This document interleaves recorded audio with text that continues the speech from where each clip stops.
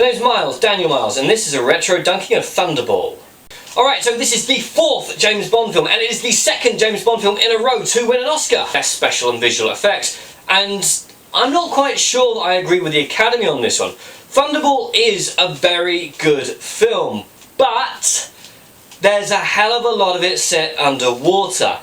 And underwater fight scenes are difficult to follow, very, very slow, and to be honest, really rather dull. There's a huge fight scene at the end between two armies of scuba divers that was originally worked out in a supermarket car park whilst they were all skating around, and it just goes on for so long. Let's break down the plot. Ernst Stavro Blofeld is back with another collection of graduates from the School for Disgruntled Egomaniacs, has borrowed 2 warheads from NATO and is selling them back for the bargain basement price of $100 million. Bond is dispatched to the Bahamas, because he's James Bond and you can't send him to Slough, where he stumbles upon what could be the location of the missing warheads. Now in this one we see the gadgets starting to come more into their own. He's given a flare gun, he's given a pill that will tell people where he is, he's also given a rebreather which can be concealed in a cigar tube. Now this prop was used to such effect that despite being completely ineffective, the production was actually approached by the Royal Navy and asked how they managed to build it, as the Royal Navy wished to issue it as standard kit to all submariners. Now this film does have a few more twists and turns than the novel, but again we're still sticking pretty close to the source material here. It does take a little while to get going. The first half hour is set in a health clinic of all things, where James Bond stumbles into this plot. And I do feel that maybe 5 or 10 minutes could have been shaved off here. You could definitely lose 10 minutes of underwater scenes in this film and nobody would mind. Now this film was also remade under the title Never Say Never Again as a part of a complex legal deal. To be honest, the original is still the best.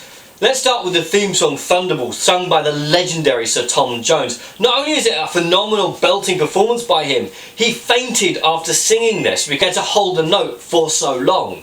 Now a Bond film is only as good as its villain, and to be honest, Emil Largo, he's okay, he does the job, he's a Spectre lackey, but since Bond and Blofeld haven't directly interacted yet, I'm not counting Ernst Stavro Blofeld. Emil Largo is the villain, and whilst he's got a patch, he's okay. Of far more interest is Fiona Volpe, who is Largo's lackey, and she is a femme fatale, and she goes after James Bond, and she and Bond engage in this sort of battle of wills. She is a bad guy, and she knows Bond's reputation. She even says at one point, James Bond, who only has to make love to a woman in order for her to hear the heavenly angels and turn to the side of good, well, not me. That sums up her character. She is a sex siren, and she is a bad person, and she knows it, and she is unrepentant, and she is actually far more interesting than the main villain, who Bond doesn't even get to kill. Now Domino is the Bond girl, and again, she's functional, but this is the first Bond film where it's starting to feel a little bit like there's an autopilot going on. There's nothing particularly wrong with it, but it's just, it feels a little too long, and it feels like it needed a slightly more charismatic actor as the main villain.